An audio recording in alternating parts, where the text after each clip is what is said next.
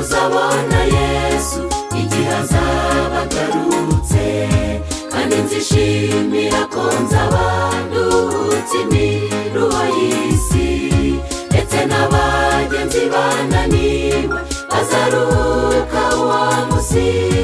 Ibyo byiringiro nahawe n'Umukiza ndabifite, nubwo mbabazwa nkahura n'ibirushya ku isi, Satana neza ngo ntabasha kwitegura umwami wanjye.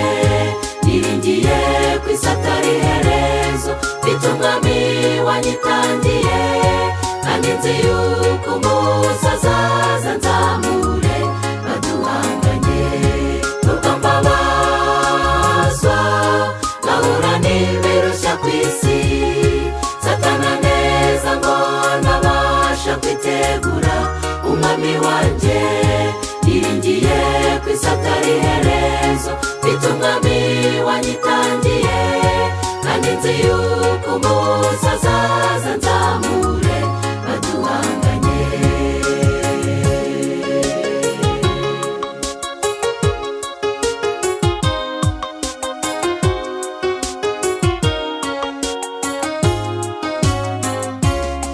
Muri iyi si duhura na byinshi bitubuza kwitegura ibyago ndetse n'intambara zo kubura ibyo twifuza, ariko burya iminsi iba myinshi igahimwa n'umwe gusa.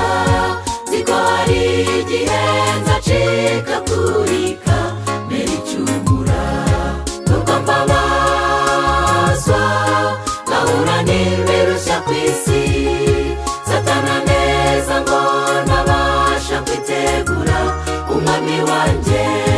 Niringiye ku isi atari iherezo, mfite umwami wanyitangiye, kandi nzi yuko umunsi azaza nzamure baduhanganye.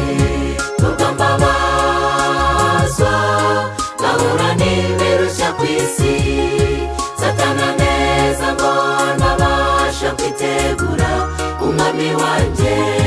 Niringiye ku isi atari iherezo, mfite umwami wanyitangiye, kandi nzi yuko umunsi azaza nzamure baduhanganye.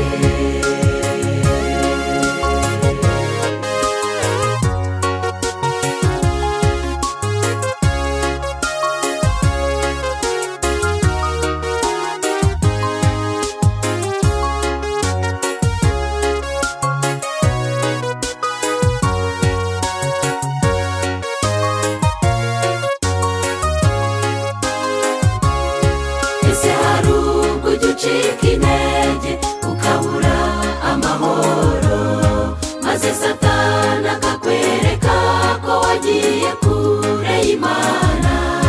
Mu bihe nk'ibyo ujye wibuka ko twe dufite isezerano, umukiranutsi w'Imana atazagwa ngo arambarare. Nubwo mbabazwa nkahura n'ibirushya ku isi, Satana neza ngo ntabasha kwitegura umwami wanjye. Niringiye ku isi atari iherezo, mfite umwami wanyitangiye, kandi nzi yuko umunsi azaza nzamure baduhanganye. Nubwo mbabazwa nkahura n'ibirushya ku isi, Satana neza ngo ntabasha kwitegura umwami wanjye. Niringiye ku isi atari iherezo, mfite umwami wanyitangiye,